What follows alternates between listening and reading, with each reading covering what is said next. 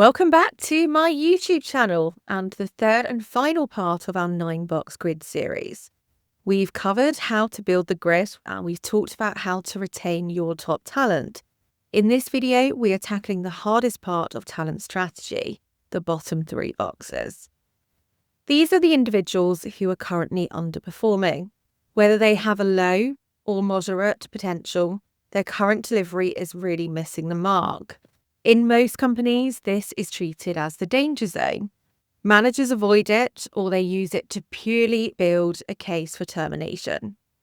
But when I partner with leadership teams, I challenge them to look at this differently. Underperformance is a symptom. Your job in the calibration room isn't just to label it, your job is to diagnose it. When an employee lands in the bottom tier, you must first ask, is this a failure of the individual or a failure of the environment? Do they have the right tools?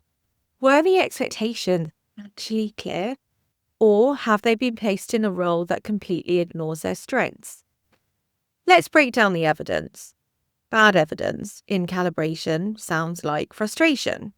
They just don't get it. They're unmotivated. I spent all my time fixing their mistakes.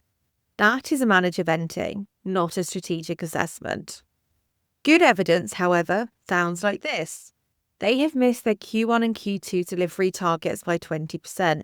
They struggle specifically with the new software adoption, but their peer feedback shows that they are highly collaborative. That gives us something to work with. And once we've got the data, we can take action based on their potential.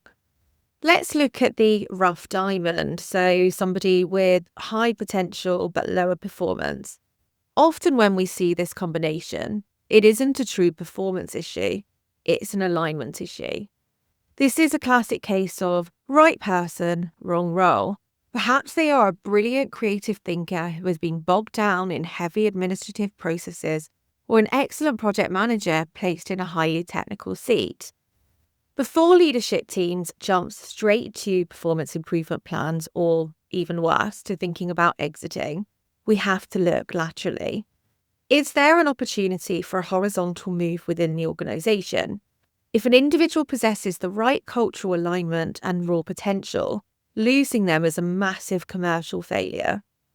Redeploying them sideways into a role that actually leverages their strengths can turn an underperformer into a star almost overnight. It saves on recruitment costs, retains institutional knowledge, and demonstrates to your wider team that you are invested in their success. However, if you have somebody with low potential and low performance, and you have exhausted your coaching and redeployment options, you need to have the commercial discipline to take action. Carrying chronic underperformance drains your management time, and much worse than that, it demotivates your top talent. The strategy here is a structured, clear, and highly respectful transition out of the business. Moving away from ad hoc fixes and having a standardized process for this protects the dignity of the departing employee and the culture of the team that's staying behind.